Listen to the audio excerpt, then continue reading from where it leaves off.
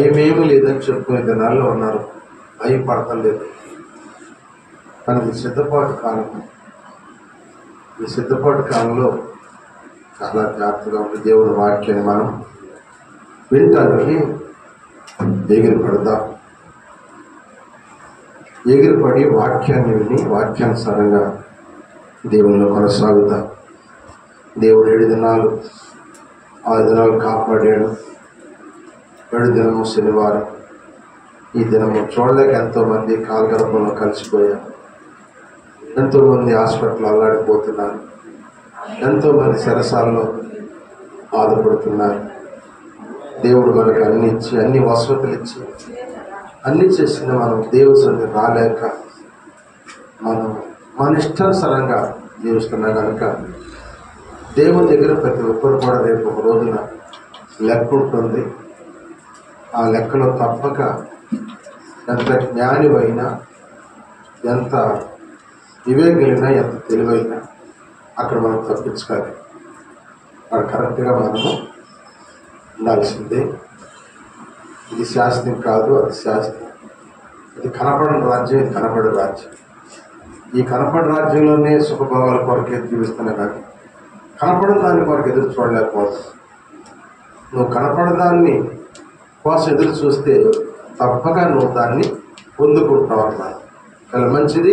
నేను ఈరోజు మీకు ప్రత్యేకమైన వర్తమానం తెలియజేయాలని ఆశపడుతున్నాను. పరమగీతల గ్రంథము 2వ అధ్యాయం 12వ వచనం. పరమగీతల గ్రంథము 2వ అధ్యాయము 12వ వచనం. దేశమంతటా పువ్వులు పూసి ఉన్నవి, పిట్టలు కోలాహము చేయు కాలము వచ్చెను. పావుర స్వరము మన దేశములో వినబడుచున్నది.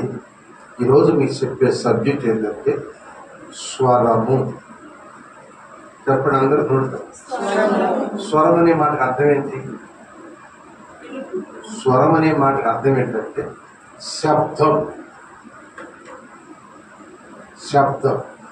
నోరు మూసుకుంటే నిశ్శబ్దం, నోరు తెరిస్తే అది స్వరం అని. కళ్ళు మూస్తే చీకట, కళ్ళు తెరిస్తే వెలుగు. అలా ఇక్కడ ఏ స్వరం అని పడుతుందంటే దేశమంతటా పావురపు స్వరం వినపడుతుంది. ఒక మాట. అదే 2వ అధ్యాయము 8వ వచనం చదవండి. 2వ అధ్యాయం పరమగీతల గ్రంథము 2వ అధ్యాయము 8వ వచనం. ఆలకించుడి, నా ప్రియుని స్వరము వినబడుచున్నది. రెండవది ఏంటంటే ప్రియుని స్వరం. ఎవరి స్వరము? ప్రియుడు. పావురం స్వరము, ప్రియుడు స్వరం. 3వ స్వరం పరమగీతల గ్రంథము 8వ అధ్యాయం 13వ వచనం. పరమగీతల గ్రంథము 8వ అధ్యాయము 13వ వచనం. ఉద్యానవనములో పెంచబడిన దాన నీ చెలికత్తెలు నీ స్వరం వినగోరెదరు. నన్నును దాన్ని వినునిమ్ము. ఇక్కడ 3 స్వరాలు వినపడతాను. మొట్టమొదటిది పావుర స్వరము, పావురం. రెండవది ఎదురు చెప్పాలి, ప్రియుడి స్వరం. మూడవది చెలికత్తెల స్వరం. 3 స్వరాలు కనపడతాయి. అంటే దీని భావం ఏంటి? పావురం అంటే, పావుర స్వరం అంటే దేని సాదృశ్యం? పావుర స్వరం అంటే దేని సాదృశ్యం? పరిశుద్ధాత్మకు సాదృశ్యం.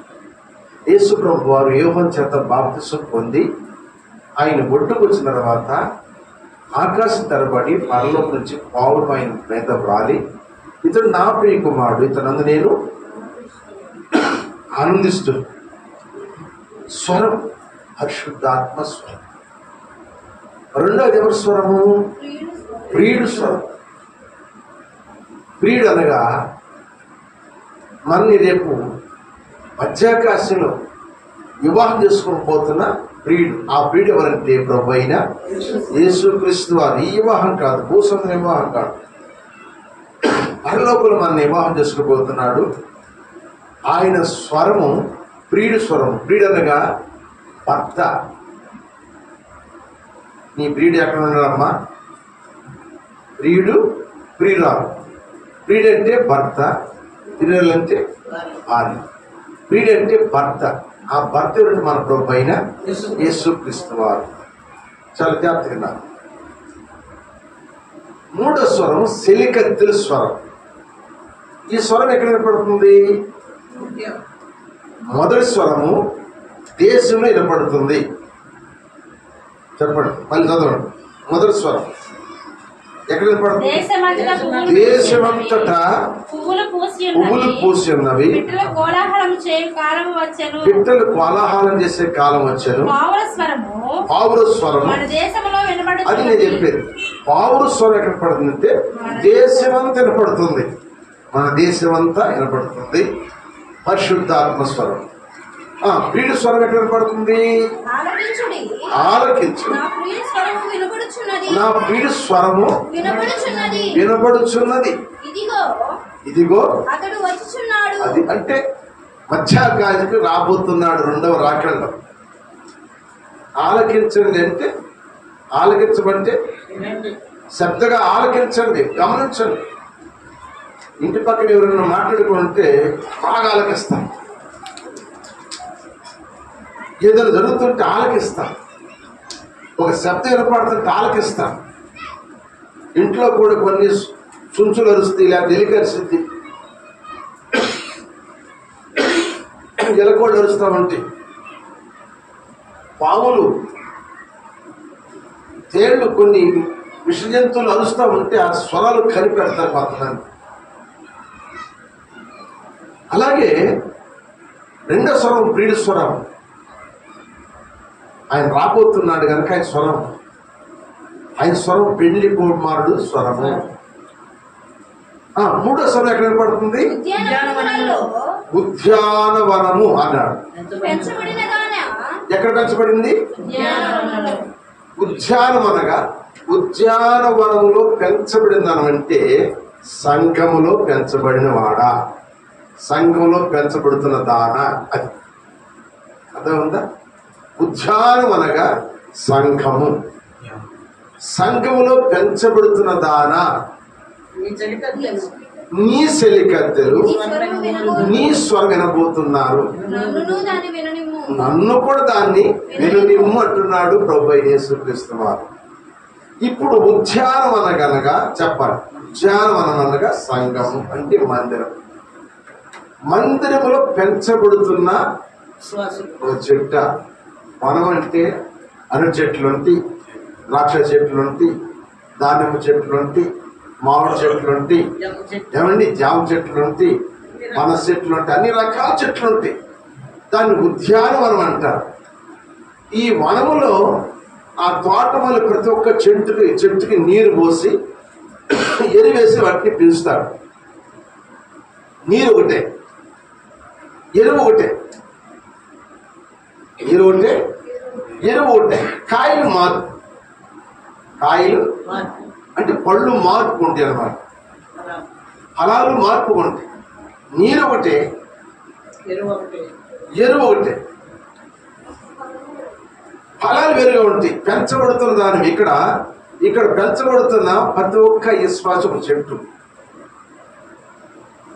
ప్రతి ఒక్క విశ్వాసి ఒక చెట్టు. ద్రాక్ష చెట్టు అవ్వచ్చు, దానిమ్మ చెట్టు అవ్వచ్చు, ఏమండి ఫలాలు ఇచ్చే, ఏమండి పనసపొడు చెట్టు అవ్వచ్చు, కమలా చెట్టు అవ్వచ్చు.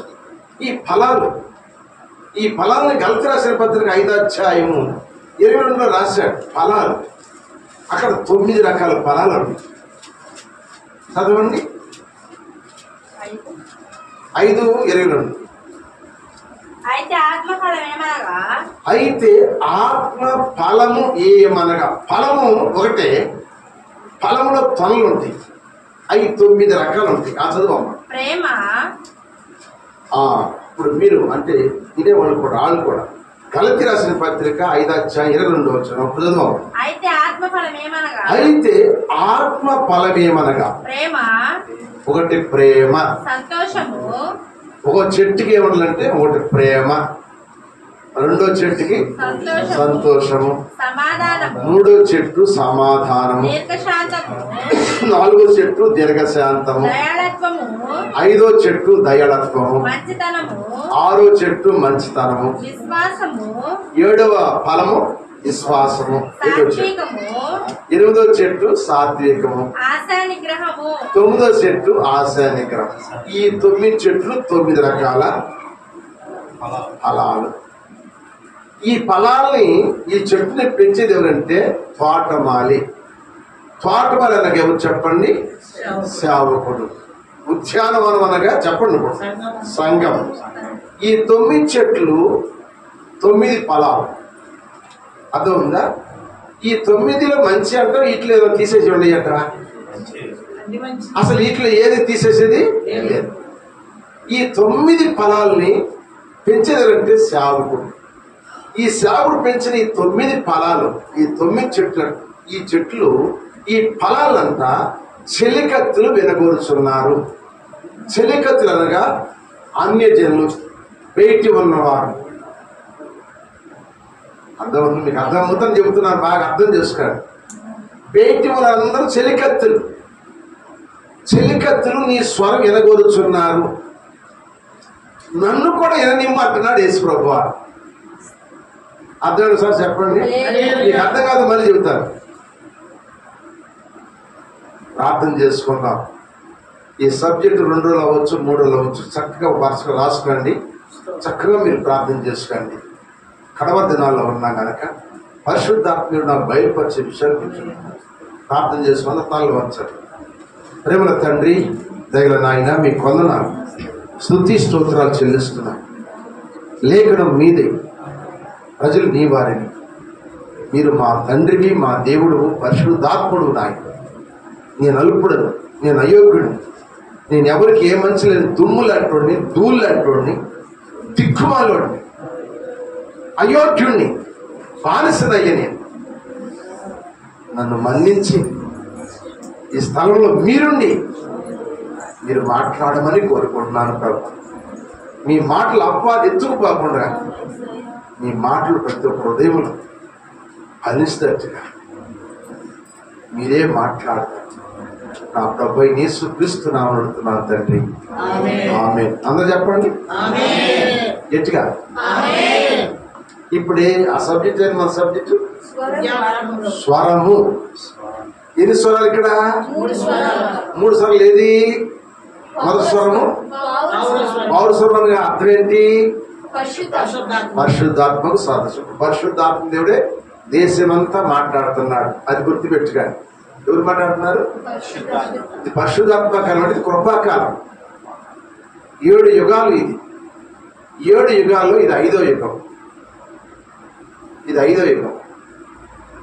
6వ యుగము నీతి యుగం. ఇంకా నీతి యుగం రాలేదు. ఇది కృపాయుగం అన్నమాట. ఈ కృపాయుగంలో ఎవరు మాట్లాడతారంటే దేవుడు చెప్పాడు, ఆదరణకర్త అంటే పరిశుద్ధాత్మ దేవుడు మనతో మాట్లాడుతున్నాడు. దేశం అంతా మాట్లాడుతున్నాడు. 2వ స్వరం ప్రీణ స్వరం. అది మధ్యాకాశాలకి అక్కడి నుంచి వినపడింది. మన స్వరం మధ్యాకాశం వినపడింది. ఎందుకంటే పెళ్లి కుమారుడుగా ఆయన మధ్యాకాశానికి వస్తున్నాడు. పెళ్లి కుమార్తెకి నీవు సిద్ధపడి మేఘాల మీద పంపిస్తాడు. సిద్ధపడ్డాడు, మేఘాలు పంపిస్తాడు. మేఘాల మీద ఎత్తుకుపోతాడు ఆయన. మనకన్నా ముందు సమాధిలో ఉన్నారు చూసాం, సిద్ధపడి ఆయన రాబడి సిద్ధపడి చనిపోయిన చూసాం. వాళ్ళు ముందు ఎత్తపడతారు. ఆ తర్వాత మనం కూడా ఎత్తపడతాం. బతికుంటే మేఘాల మీద వెళ్తాం. అక్కడ 7 ఏళ్ళు విందు పెండ్లి అక్కడ దొరుకుతుంది. నేను స్తోత్రం. వాళ్ళు అది ప్రీణ స్వరం. ఇప్పుడు 3వ స్వరం ఏదనగా, ఉద్యానవనములో పెంచబడుతున్న దానా నీ చెలికత్తులు నీ స్వరం అనుకుంటున్నారు. చాలా జాగ్రత్తగా ఈ మాట. చెలికత్తులు అంటే నీ ఇంటి పక్కోళ్ళు వేసుకో, ఎవరో వద్దు, నీ ఇంటి పక్కోళ్ళు వేసుకో. అది ఉందా కలదు. నువ్వు చెలికత్తులు అంటే నీ ఇంటి పక్కవారు. ఎందుకు ఇంటి పక్కరంటే ఇప్పుడు నేను చెబుతానండి, ఒక మాట మీకు జ్ఞాపకం చేస్తాను, మీకు అర్థమైనది చెబుతున్నాను. ఇప్పుడు జోసెఫ్ గారు ఉన్నాడు, ఉద్యానవనగా సంఘము, సంఘంలో ఇప్పుడు ఏలే గారు పెంచబడుతున్నాడు. ఇక్కడ దేంతో పెంచబడుతున్నాడంటే నీరు, చెప్పండి, నీరు వాక్యం సాదృశ్యం, ఎరువు ప్రార్థనకి సాదృశ్యం. అంటే ప్రార్థన ద్వారా వాక్యం ద్వారా పెంచబడుతున్నాడు ఆయన. ఈ పెంచబడిన ఇతను ఇక్కడి నుంచి ఇంటికి వెళ్ళిన తర్వాత ఇతను స్వరం వినాలని చెలికత్తెలంటే ఇంటి చుట్టూ వింటారు, వినాలని కోరుకుంటారు. ఈ స్వరం ఎట్లుందా అని చూస్తారనమాట. అది నీ చుట్టుపక్కల పరిశీలిస్తారు. నీ స్వరం బాగుందనుకో, నిన్ను చూసి గచ్చ గచ్చ గచ్చ గచ్చ గచ్చ గచ్చ వదులుతారు. నీ స్వరం వినేవాళ్ళు. నీవు ఇక్కడ పెంచబడిన ఆ పెంపకాన్ని బట్టి, ఆ వాక్యాన్ని బట్టి, ఆ ప్రార్థన బట్టి నువ్వు ప్రార్థన చేస్తే, వాక్యానుసారం ప్రార్థన చేస్తుంటే నీ ప్రార్థన విన్న వాళ్ళు భయపడతారు. నీ స్వరం వింటారు, ఆ స్వరం భయపడతారని. నువ్వు పాడిందే పాసుడు, పాడిందే పాడరా పాస్పోర్ట్ దాసినట్టుగా రోజు నువ్వు నాయన నన్ను దీవించు, నా బిడ్డను దీవించు, నా కుటుంబాన్ని దీవించు, నన్ను దీవించిందే కాదు. నువ్వు ఏ రోజు ఏ వాక్యం వింటున్నావో, ఏ రోజు ఆ వాక్యానుసారం ఏ ప్రార్థన చేస్తున్నాడా ఆ దైవజనుడు, నీకు ఏ ప్రార్థన నేర్పుతున్నాడా, ఏ వాక్యం నేర్పుతున్నాడా, నువ్వు ఎక్కడ పెంచబడుతున్నావా, ఆ పెంచబడి దాన్ని బట్టి నువ్వు ఇంటికాడ ప్రార్థన చేస్తున్నప్పుడు, ఆ పెంచబడుతున్న వాక్యం బట్టి నువ్వు ప్రార్థన చేస్తున్నప్పుడు నీ ప్రార్థన విని నీ చుట్టుపక్కల కూడా భయపడతారు. మంచి సంఘంలో పెరుగుతున్నాడు, మంచి సంఘంలో పెరుగుతున్నాడు, సంఘ ప్రార్థనలో బాగుంది. దగ్గర నేను ప్రార్థన చేస్తుంటే నా ఒళ్ళు గంపుడవుతుంది అని నీ స్వరం వింటానికి చూస్తాను. ఒకరోజు నువ్వు ప్రార్థన చేయకపోతే ఇలా ఎందుకు ప్రార్థన చేయలేదా అని చెప్పి నిన్ను అడుగుతానికి వస్తారు, ఇంటి ముందుకు వస్తారు, అయ్యా ప్రార్థన చేయలేదు, అయ్యా నీ స్వరం విందా అనుకున్నావు లేరా ఇంటికాడ అని నేను చూసి వెళ్ళిపోతాను. నిన్ను చూసి నేను చెబుతున్న వాక్యం చెప్పేటప్పుడు ఎవరు కూడా వెళ్ళొద్దు, వాక్యం వినటానికే ఉండాలి. వచ్చిన తర్వాత వెళ్ళకూడదు. వాక్యం వినేటప్పుడు దేవుడు మాట్లాడుతున్నప్పుడు మనం అట్లా వెళ్ళిపోతుంటే దేవుని మనం అగౌరవపరచు. నా కొడుకైనా కోళ్ళైనా నువ్వైనా ఎవరైనా అందరూ నాకు ఆత్మీయురాలు. ఇక్కడ మాట్లాడేది పరిశుద్ధాత్మ దేవుడు. ఎవరైనా సరే వాక్యాన్ని వాక్యంగా వింటున్నప్పుడు ఆ వాక్యాన్ని బట్టి మనం నడుచుకుంటే ఆయన గౌరవించినట్టు. మనం లేచి వెళ్ళిపోతుంటే అగౌరవపరిచినట్టు మన దేవుడు. అగౌరవపరచకూడదు. అగౌరవపరిస్తే దాని దగ్గర పరిణామం మనం పొందుతున్నాం, అది బాధ. పెంచబడుతున్న సంఘం ఇది. ఈ పెంచబడుతున్న సంఘము నిన్ను చూసి చెలికత్తెలందరూ ఏం చేయాలంట, నీ స్వరం వినబడుతున్నారు. ఎవరు వినబడుతున్నారు? చెలికత్తెలకు నీ ఇంటి చుట్టూ 50 రోజులు చెప్తారు. అది నీ ఇంటి చుట్టూ 50 రోజులు నీ గురించి చెబుతారు. నాకు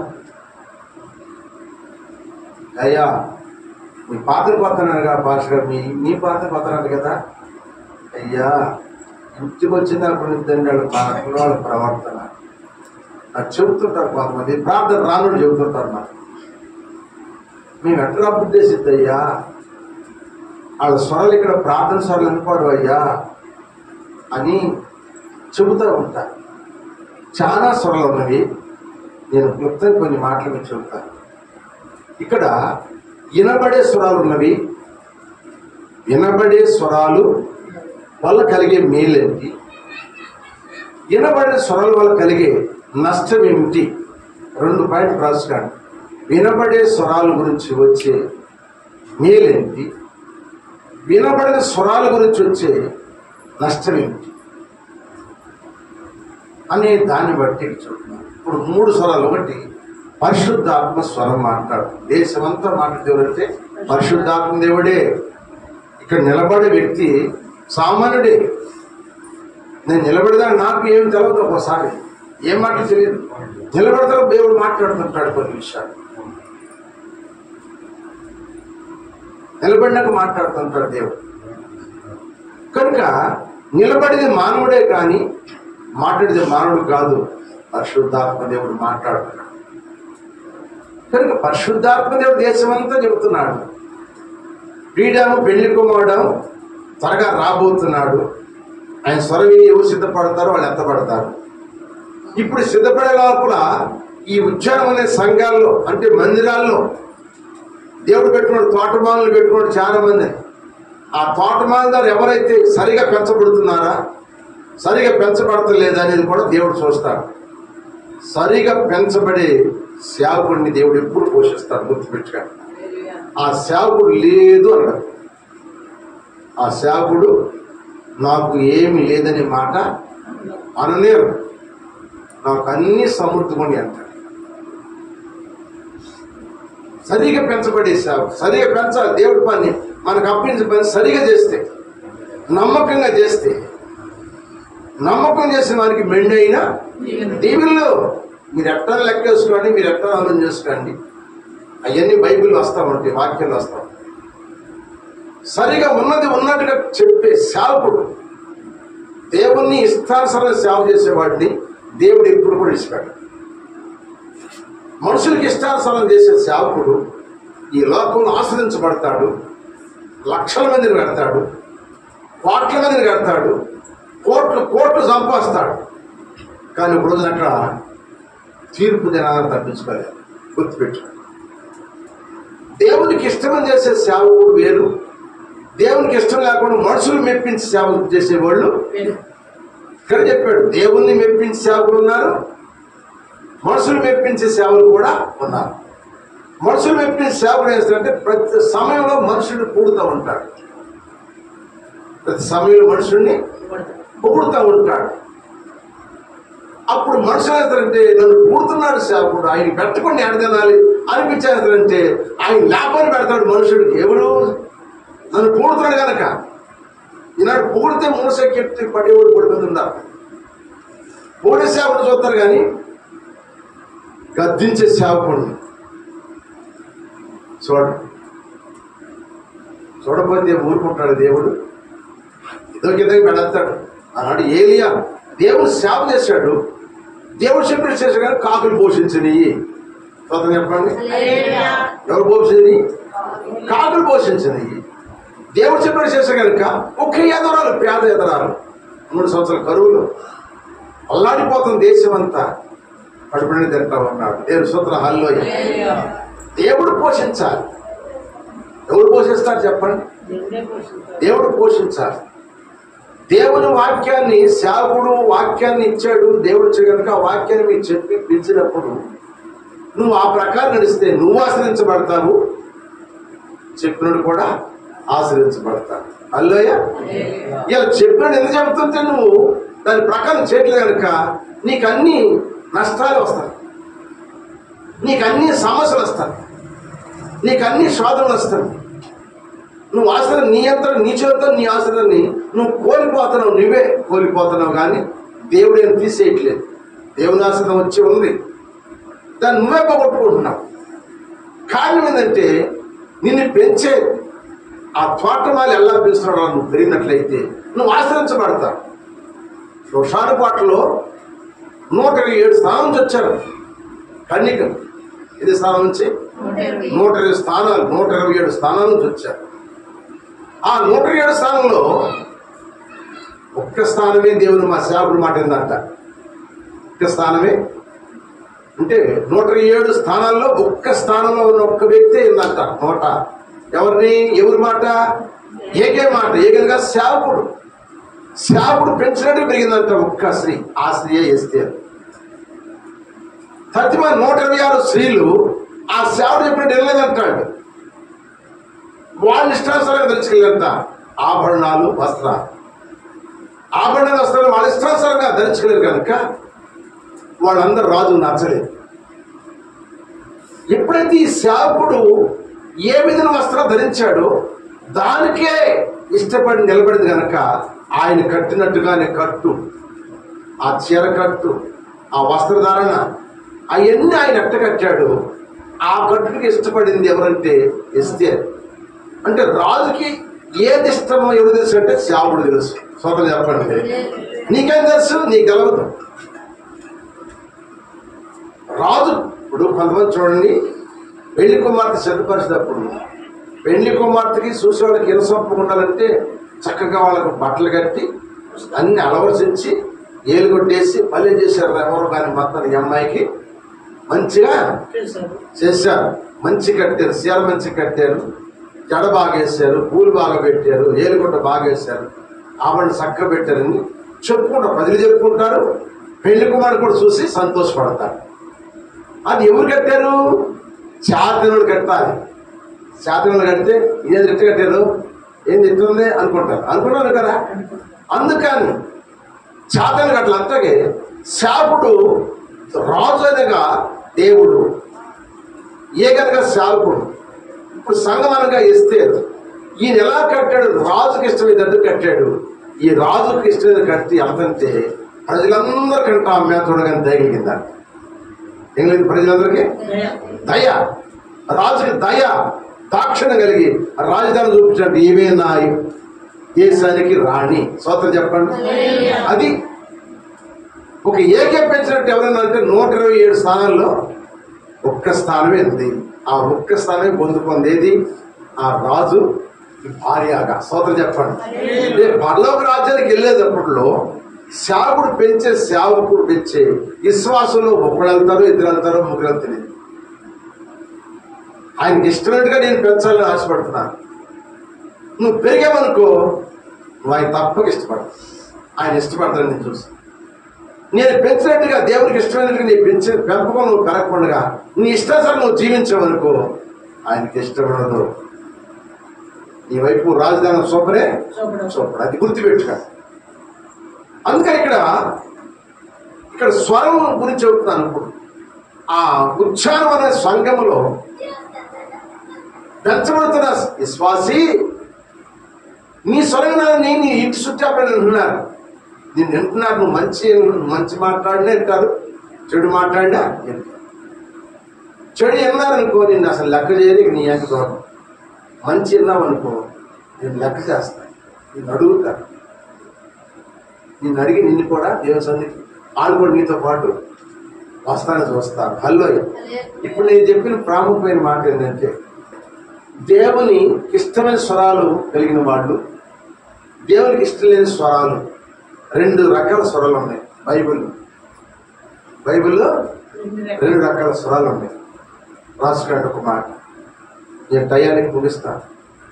కొంతమంది అంటారు కానీ వాక్యం నిలబడతలేదు. ఇరిమియా గ్రంథము చూడమ్మా, ఇరిమియా గ్రంథము 50 అధ్యాయం 22వ వచనం. ఇరిమియా గ్రంథము 50వ అధ్యాయం 22వ వచనం. ఆలకించుడి, ఇక్కడ అన్నాడు ఆలకించుడి. దేశములో యుద్ధధ్వని వినబడుచున్నది. ఏ వినపడుతుంది? యుద్ధధ్వని. ధ్వని అనగా, శబ్దం అనగా, స్వరం అనగా ఒకటే. అవునా కాదు? యుద్ధము ధ్వని, యుద్ధధ్వని వినపడుతుంది. ఎక్కడ వినపడుతుంది అంటే దేశంలో వినపడుతుంది అన్నాడు. ఏదంట? చాలా భయంకరం అన్నమాట. ఈ ధ్వని ఎటువంటిదంటే అధిక నాశనానికి తయారైపోయిన ధ్వని. స్వరం అన్నా, శబ్దం అన్నా, ధ్వని అన్నా కూడా ఒకటే. హల్లెలూయా, హల్లెలూయా, హల్లెలూయా. ప్రభునందు ప్రియమైన బిడ్డలారా, ఏమిటి యుద్ధధ్వని? యుద్ధధ్వని అంటే ఏమిటనేది మీకు అర్థమవుతుంది. కొత్త నిబంధనలు అక్కడ ఇశ్రాయేలులో జరిగిన యుద్ధధ్వని, వారు దేవుళ్ళు లేకుండా యుద్ధానికి వెళ్ళారు కనుక నాశనం అయిపోయారు. ఇద్దరు అర్థమైపోయారు చాలా మంది. ఎందుకు అర్థమైపోయారంటే దేవుణ్ణి అడగకుండా, దేవుని ఆలోచించకుండా, దేవుణ్ణి విచారించకుండా మాకు బలం ఉంది, మాకు శక్తి ఉంది, మాకు జ్ఞానం ఉంది, మాకు అంగు ఉంది, మాకు ఈటిలు, కత్తులు, బళ్ళాలు, బాకులు అన్ని మాకు దారులు అన్ని సమృద్ధి కొన్ని కనుక మేము చంపేస్తాం అన్నట్టుకు వెళ్ళారు. నాశనం ఏర్పడిందంట. హల్లెలూయా. ఇప్పుడు అది కొత్త నిబంధనకు వచ్చేసరికి ఏమిటి ఆ యుద్ధధ్వని అనేది ఇప్పుడు మీకు జ్ఞాపకం చేస్తాను. ఒకవేళ మీ ఇంట్లో ఆ ధ్వని ఉంటే ఈ రాత్రి మార్చకండి. ఒక్క ధ్వని చెబుతాను, ఎందుకంటే టైం అయిపోతుంది, టయానికి ముగిసారు కదా అని చూస్తుంది. యాకోబు రాసిన పత్రిక 4వ అధ్యాయం మొట్టమొదటి. యాకోబు రాసిన పత్రిక 4వ అధ్యాయం మొట్టమొదటి. యాకోబు రాసిన పత్రిక 4వ అధ్యాయం మొట్టమొదటి. మీలో యుద్ధములను, మీలంటే మనలో, మీలో యుద్ధములను, ఏమని మనలో యుద్ధములు, పోరాటములను, రెండోది పోరాటం. దేని నుండి కలుగుచున్నవి? దేని కలుగుతున్నవి? మీ అవయములలో, మీ అవయవాలు, పోరాడు, మీ అవయవాలు, చేతుల్లో, కాళ్ళలో, కళ్ళు, ముక్కు, నోరు, శబల్లో మన అవయవాలు పోరాడు. మీ భోగేచ్ఛల నుండియే కదా, మీ భోగేచ్ఛల నుండియే కదా మీరు ఆశించుచున్నారు గాని, మీరు ఆశిస్తున్నారు గాని మీకు దొరుకుటలేదు. ఆమేన్ చెప్పండి. ఏమాశిస్తున్నారండి మనలో? మీరు యుద్ధాలు పొరలు ఎందుకు వస్తున్నాయి? ఎందుకు వస్తున్నాయి చెప్పాలి. ఎందుకు వస్తున్నాయి అంటే మన భోగేచ్ఛల నుండి కదా. అల్లోయ వాడు చేతికి బ్యాస్లెట్ చేసుకున్నాడు, బంగారు ₹1,00,000 అవయవం. ఈ చేతికి అవయవానికి ఏముంది చెప్పండి? ఏముంది? బ్యాస్లెట్. మూడు చేతికి 4 ఏళ్ళు 4 ఉంగరాలు ఉన్నాయి అవయవాలు. ఏళ్ళు ఒక అవయం, చెయ్యి ఒక అవయం, మెడ ఒక అవయం, నడుము ఒక అవయం, కాళ్ళు ఒక అవయం, ముక్కు ఒక అవయం, చెవులు ఒక అవయం. నువ్వు ఒంటి నగలు ఒక పెట్టుకు వెళ్తున్నాను. నాకు కూడా ఎంత బాగా, నేను కూడా దాన్ని సంపాదించాను.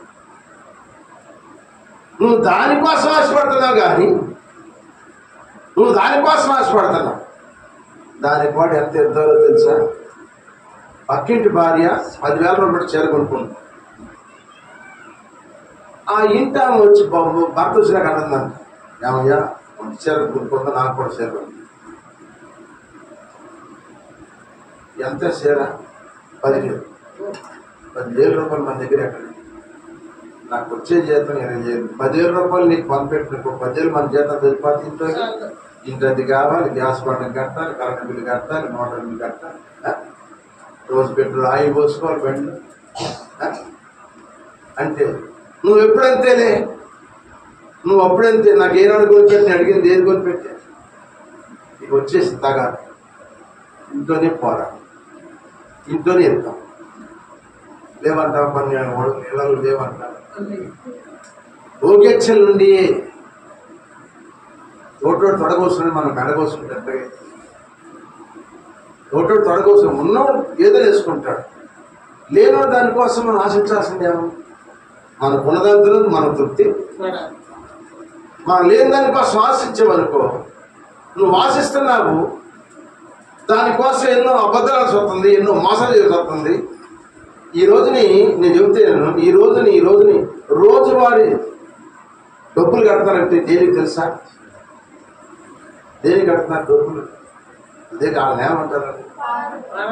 పానలు అంటారు. ఇంకేముంటారు?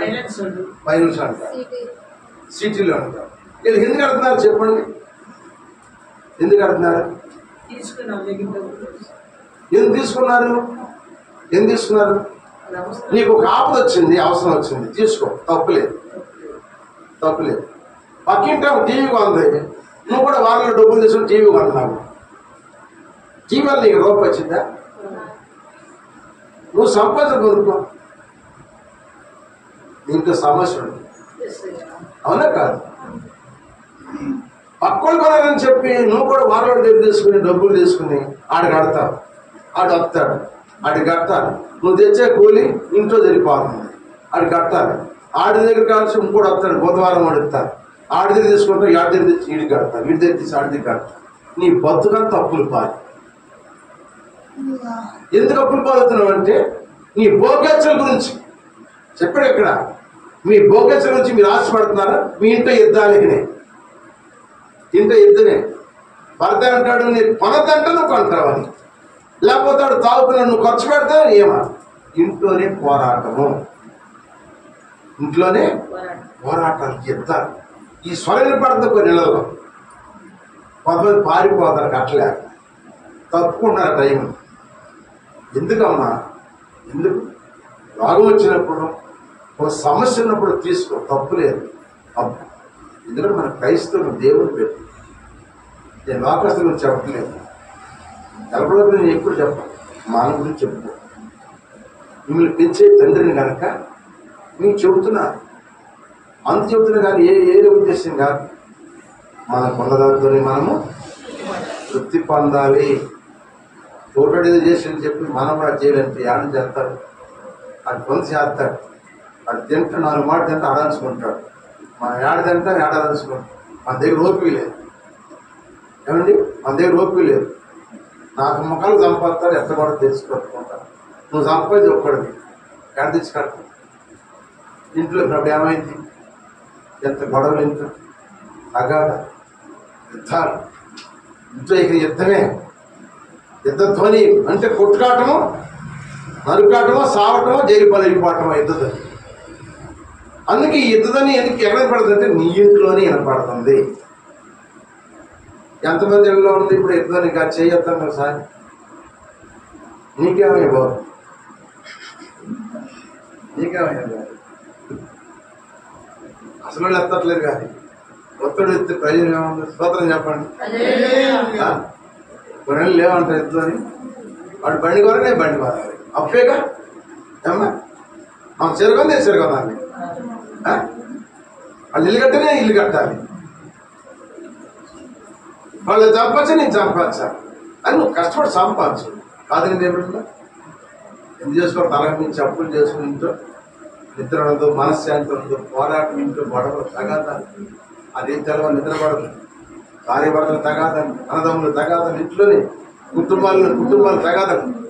అందుకన్నాడు, ఎటు చూసినా యుద్ధ సమాచారాలు, ఎటు చూసినా కరువు భూకంపాలు, ఎటు చూసినా దోపిడీ దౌర్జన్యాలు, ఎటు చూసినా కరువు భూకంపాలు.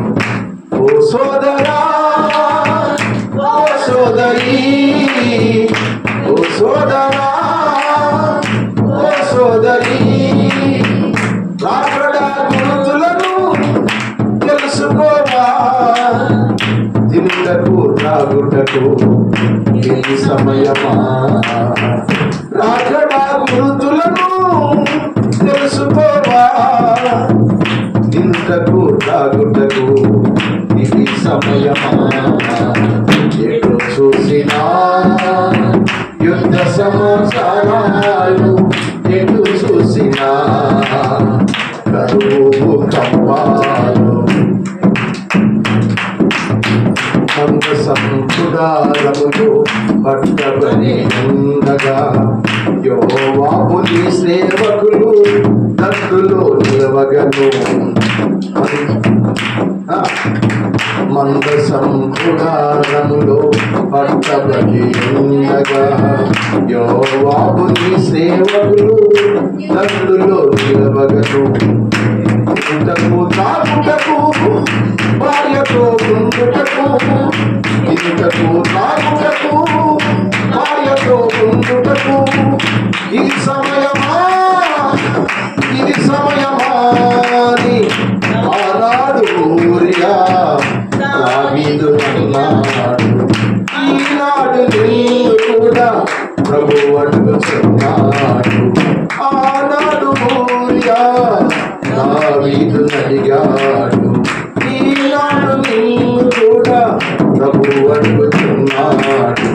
ఎటు చూసినా యుద్ధ సమాచారాలు, ఎటు చూసినా అదే ఎటు చూసినా ఎక్కడ మన ఇంట్లోనే ఉన్నవాళ్ళు ఒకసారి చేస్తాను. 1 2 3 అది కరెక్ట్. నమ్ముతాను, ఏం నమ్మను.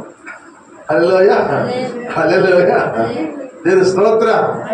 ఆయన కరువు భూకంపం లేదు. ఆయన ఇంక రేపు ఎత్తాడు, చెయ్యాలి, ఎత్తే రేపు ఎత్తాలి. స్తోత్రం చెప్పండి. హల్లెలూయా, అందరూ ఎత్తాల్సిందే. ఉన్నాయి కొన్ని స్వరాలు ఉన్నాయి. నేను 5 స్వరాల్లో ఒక స్వరం చెప్పాను. 5 స్వరాల్లో ఒక స్వరం చెప్పాను. మిగిలిన స్వరాలు దేవుని చిత్తం అయితే రేపు. ఇవన్నీ చెడ్డ స్వరాలు. మంచి స్వరాలు కూడా ఉన్నాయి. అయ్యొక్క 5 స్వరాలు ఉన్నాయి. సోదరు చెప్పండి. ఈ స్వరాలు వినడానికి సిద్ధపాటు కాలము.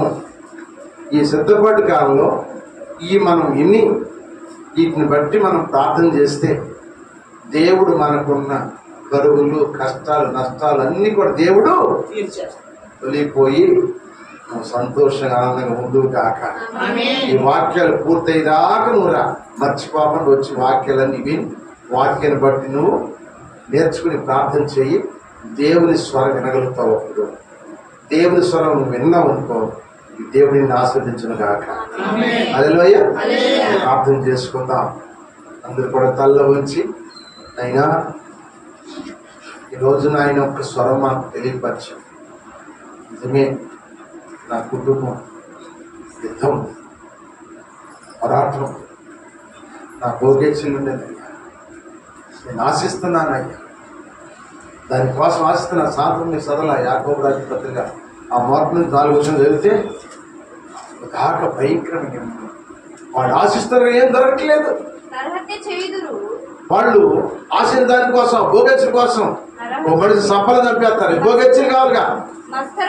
ఏమండి, నేను పేపర్లో చూశాను, ప్రియుడి కోసం, ప్రియుడి మీద ప్రేమ కోసం 2 బిడ్డలు చంపేసింది.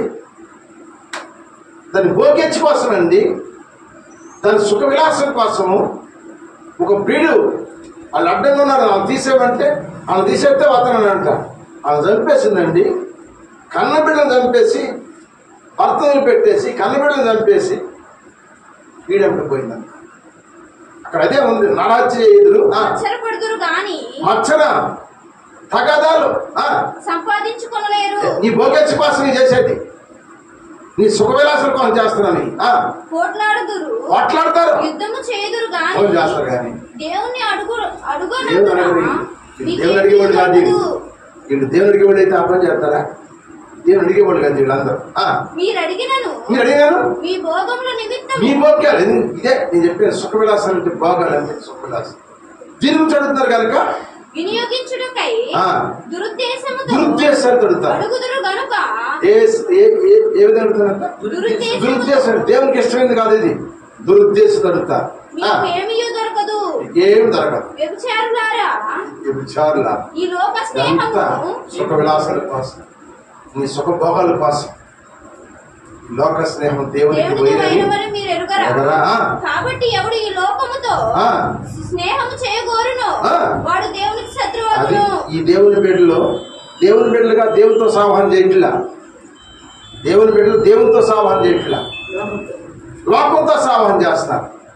లోకంలో తినాలి, తాగాలి, అనుభవించాలని నీకు లేకపోయినా సరే వాడు అట్టున్నాడు, ఆడితో పాటు నేను కూడా ఉండాలి, అది అట్టుంది, దాంతో పాటు నేను ఉండాలని చెప్పి నీ సుఖవిలాల కోసం అవసరమైతే నీ బిడ్డలు కూడా చంపేస్తా, నీ భర్తను చంపేస్తా, నీ ఇంట్లో ఉన్నాయి అమ్మేసేస్తా, ఎత్తుకెళ్ళి పెట్టేస్తా. అది శత్రువు ఈ పాటల దేవుడు. ఇది యుద్ధ స్వరం అంటే అర్థమైంది వాక్యం. ఇది అన్నమాట. ఇలా చేసేవాళ్ళు ఎవరంటే ఎవరి గురించి చెబుతాడు దేవుడు అంటే లోకంలో గురించి చెప్పేది. ఆయన స్వరక్తంతో రక్షించబడ్డవాడు, ఆయన శరీరం తినేవాడు, ఆయన రక్తం తాగేవాడి గురించి చెప్తున్నాను ఈ మాట. ఈ వాళ్ళతో సావాసం, ఆ స్వరాలు వినబడదు నేను అని పరిశుద్ధాత్మదేవుడు తన సేవకు నిలబెట్టుకుని మాట్లాడుతున్నాడు. ఇది మాట్లాడుతున్నాడు కాలం. ఈ స్వరం విని మనం కూడా సిద్ధపడి దేవుని ముందు సాగిపోతాం. దేవుడికి కొద్ది వాక్యం అందరి ఇంట్లో దీవించును గాక. అల్లోంచి ప్రార్థన చేద్దాం. అర్థమైతే నోరు తెలిసి ప్రార్థన, అర్థం కాకపోతే మౌనం కొట్టి రేపు మళ్ళీ నేను అడుగుతాను. నీకు అర్థం కాకపోతే నీకు రేపు చెబుతా. మౌనం ఉన్నావు అనుకో, నీకు అర్థం కాకపోతే చెబుతాను. నీకు అర్థమైతే నోరు తెలిసి ప్రార్థన.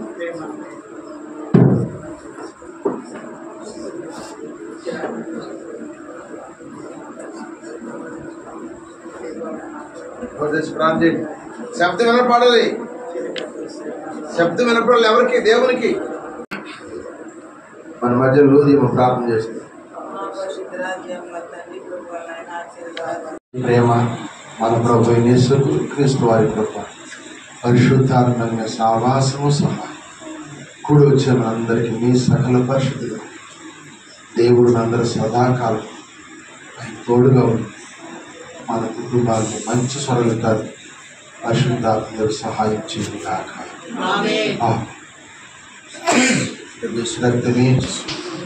రక్తమే ప్రవేశయ్య నామం సంపూర్ణం చేయండి. అందరికి వందనాలు.